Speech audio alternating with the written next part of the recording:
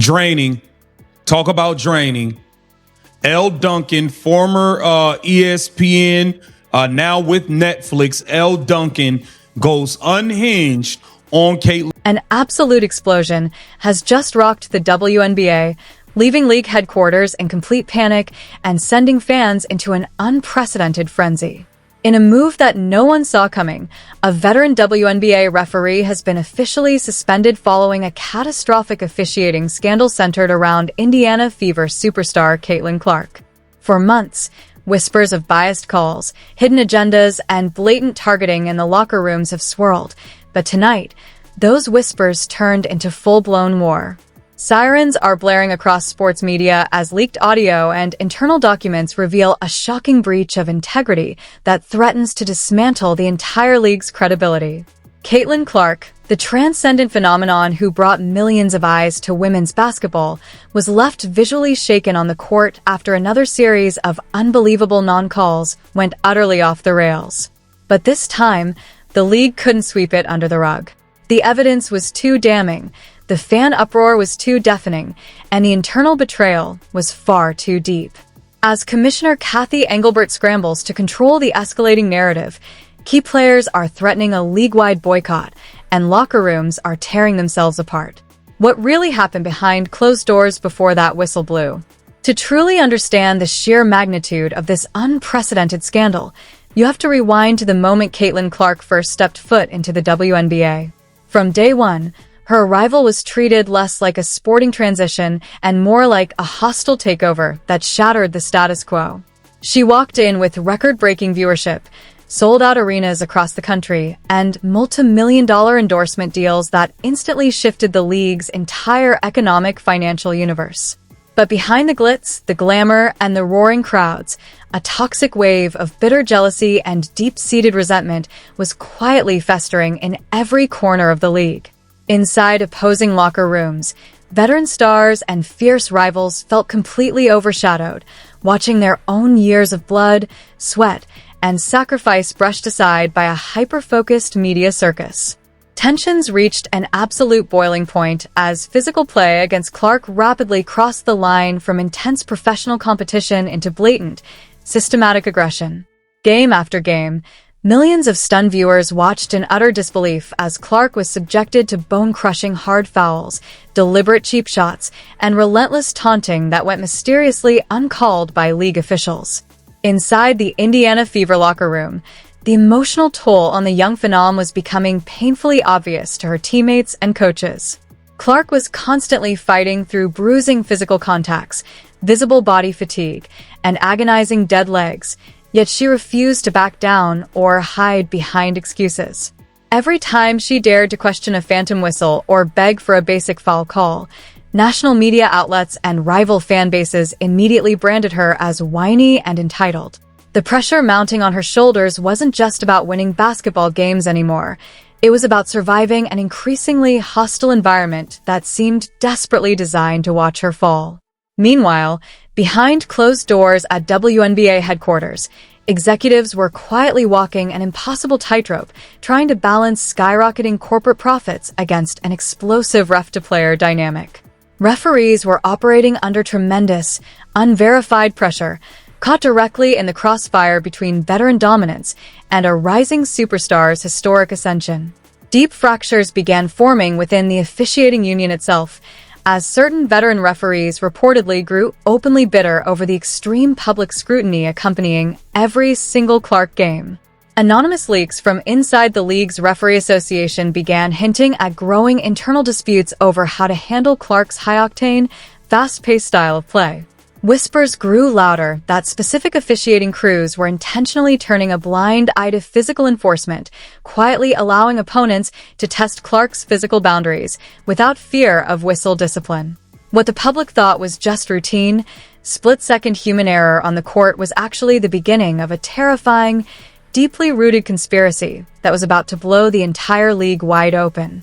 The ticking time bomb finally detonated during a high-stakes, nationally televised showdown between the Indiana Fever and a fierce conference rival. With millions of eyes locked on the screen, the atmosphere inside the packed arena was pure, unadulterated chaos from the very first tip-off. Every single possession felt like a physical war zone as Caitlin Clark was swarmed, grabbed, and violently bumped every time she tried to touch the basketball. But instead of maintaining control, the officiating crew let the brutal physical play completely spiral out of hand. The breaking point arrived late in the third quarter during a lightning-fast break that changed everything. Clark drove aggressively into the lane, rising up for a clear pull-up jump shot, when an opposing defender delivered a brutal, intentional forearm blow straight to her chest and knee. Clark crashed violently to the hardwood, clutching her leg in visible agony, while the entire home crowd gasped in horror. Yet, in an unbelievable display of negligence, the whistle remained completely silent. As Clark lay hobbling on the court, fighting back tears of pain and sheer frustration, the lead official didn't just ignore the contact. He looked directly at her and smirked. Seconds later, on the very next sequence, that exact same referee blew a whistle on the other end, calling a phantom, non-existent foul against the Fever for routine touch defense. The arena exploded into absolute fury as Clark limped toward her bench, begging her head coach, Stephanie White, to challenge the atrocious call. But what happened next left the entire basketball world frozen in complete, utter shock. Instead of jumping to defend her superstar, Coach White hesitated, coldly crossing her arms and refusing to toss the challenge flag, leaving Clark isolated and helpless in front of 50,000 screaming fans. The raw emotion on Clark's face turned from intense anger to heartbreak as she realized she was fighting this battle entirely alone on the court. Social media ignited into an instant inferno, with millions demanding answers for the referee's bizarre behavior and the coach's unsettling silence. But just as the network broadcast went to a commercial break, a devastating bomb dropped behind the scenes. A whistleblower from inside the league's official review center leaked a private, high-definition audio recording directly to social media. On the clip, the lead referee's microphone was caught picking up a chilling, hushed conversation with the courtside table right before that fateful play. The veteran official was clearly heard saying, "Let them hit her. She needs to learn her place in this league." The moment that leaked audio hit the internet, the entire sports world disintegrated into pure, unbridled chaos. Broadcast networks immediately cut away from live game coverage to break the news, as the recording went viral, amassing tens of millions of views in mere minutes.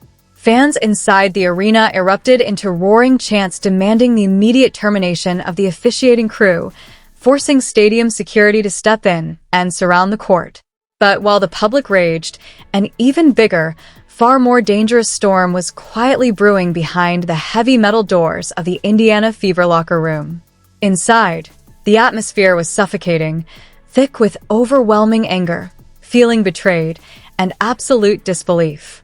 Caitlin Clark sat in the corner, her knee tightly wrapped in ice, tears of frustration streaming down her face as teammates aggressively confronted the coaching staff. Kelsey Mitchell and Aaliyah Boston openly demanded to know why Stephanie White had refused to use the challenge flag during such a critical, game-altering moment. Coach White stood silent, pale and visibly trembling, trying to maintain order over a locker room that was rapidly tearing itself completely apart. Outside, league headquarters in New York descended into total crisis mode as Commissioner Kathy Engelbert called an urgent, emergency executive board meeting. Major corporate sponsors were threatening to pull tens of millions of dollars in advertising unless the league took immediate, drastic action to repair its ruined credibility. Under immense financial and political pressure, the league officially issued an unprecedented late-night statement. The veteran referee was formally suspended, pending a full, high-level internal investigation. However, just as the league scrambled to frame the suspension as an isolated rogue action, the real nightmare began to unfold. A high-ranking sports journalist dropped a secondary leak that sent shockwaves straight through the entire sports ecosystem. The leaked audio wasn't just a rogue referee making a bitter offhand comment. It was part of an organized, secret agreement among a select group of veteran officials. Internal encrypted text messages revealed that referees had actively discussed using whistle manipulation to deliberately slow down Clark's explosive scoring runs, hoping to protect traditional team power structures and control league narratives. Even more horrifying, the leaked documents hinted that high-level team executives outside Indiana had knowledge of this unofficial agreement and had quietly encouraged it to keep games competitive. The revelation meant this wasn't just poor officiating or a personal grudge. It was systematic league-wide corruption at the highest level.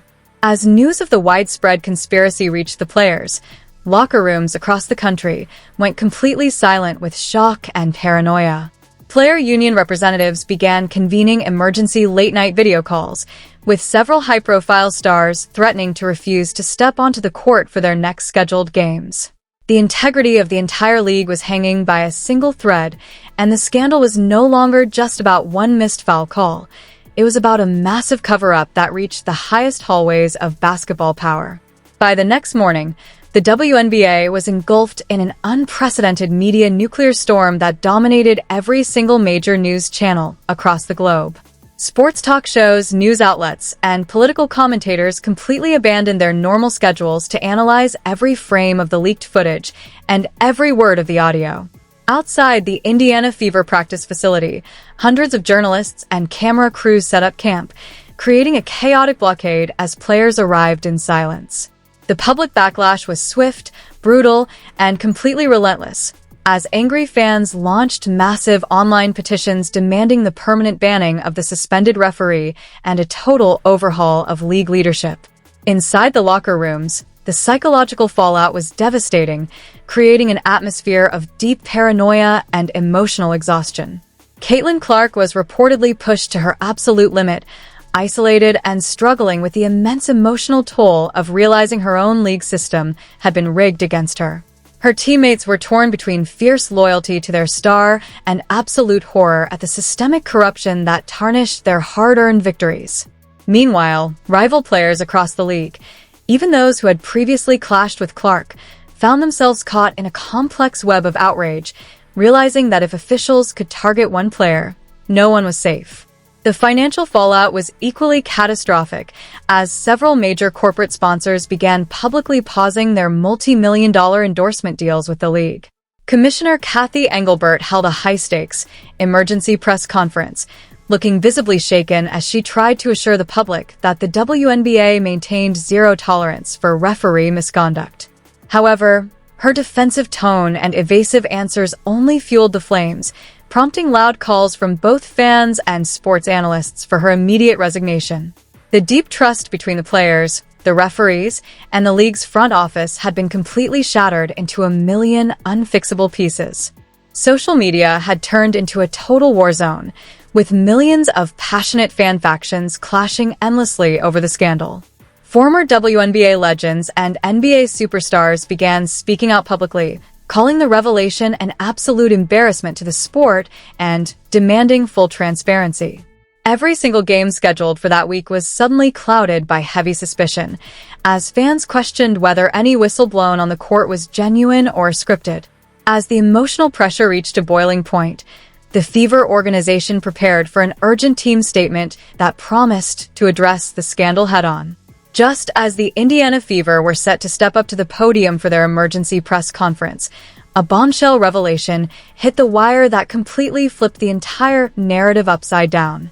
The investigation into the suspended referee had unlocked a private digital trail, exposing an encrypted group chat that included high-ranking league officials and an unexpected third party. It wasn't just a bitter referee or protective team executives orchestrating the whistle manipulation. The text logs revealed a shocking direct connection to a major sports gambling syndicate that had been placing massive, million-dollar bets on Clark's individual player props and game totals. The suspended referee had been intentionally suppressing Clark's scoring output and forcing early foul trouble to ensure specific microbets paid out on underground platforms. But the real, blood-chilling twist arrived when the identity of the internal insider who helped set up the referee's access was uncovered. It was a trusted member of the Indiana Fever's own support staff, someone working directly inside Clark's inner circle who had been feeding real-time player injury updates and tactical secrets to the syndicate for months. When news of the internal betrayal reached the Fever locker room, the emotional destruction was absolute. Caitlin Clark stood in total disbelief as security escorted the staff member out of the facility in handcuffs, leaving her teammates stunned, speechless, and deeply fractured. The realization that the betrayal came from within her own building broke whatever remaining trust Clark had in the environment around her. With the integrity of the WNBA completely shattered, Commissioner Kathy Engelbert called an urgent midnight emergency meeting with the Board of Governors to discuss suspending the rest of the season entirely. Meanwhile, Clark's team representatives reportedly called an emergency private meeting to discuss her future, dropping a hints-only hint that she might step away from the game indefinitely until complete structural changes are made. As the cameras flashed outside the arena and the sports world stood completely still, a single unanswered question hung over the entire basketball universe. Will Caitlin Clark ever step foot on a WNBA court again? Just as the Indiana Fever were set to step up to the podium for their emergency press conference, a bombshell revelation hit the wire that completely flipped the entire narrative upside down. The investigation into the suspended referee had unlocked a private digital trail, exposing an encrypted group chat that included high-ranking league officials and an unexpected third party. It wasn't just a bitter referee or protective team executives orchestrating the whistle manipulation. The text logs revealed a shocking direct connection to a major sports gambling syndicate that had been placing massive, million-dollar bets on Clark's individual player props and game totals. The suspended referee had been intentionally suppressing Clark's scoring output and forcing early foul trouble to ensure specific microbets paid out on underground platforms. But the real, blood-chilling twist arrived when the identity of the internal insider who helped set up the referee's access was uncovered. It was a trusted member of the Indiana Fever's own support staff, someone working directly inside Clark's inner circle who had been feeding real-time player injury updates and tactical secrets to the syndicate for months. When news of the internal betrayal reached the Fever locker room, the emotional destruction was absolute. Caitlin Clark stood in total disbelief as security escorted the staff member out of the facility in handcuffs, leaving her teammates stunned, speechless, and deeply fractured. The realization that the betrayal came from within her own building broke whatever remaining trust Clark had in the environment around her. With the integrity of the WNBA completely shattered, Commissioner Kathy Engelbert called an urgent midnight emergency meeting with the Board of Governors to discuss suspending the rest of the season entirely. Meanwhile, Clark's team representatives reportedly called an emergency private meeting to discuss her future, dropping a hints-only hint that she might step away from the game indefinitely until complete structural changes are made. As the cameras flashed outside the arena and the sports world stood completely still, a single unanswered question hung over the entire basketball universe. Will Caitlin Clark ever step foot on a WNBA court again?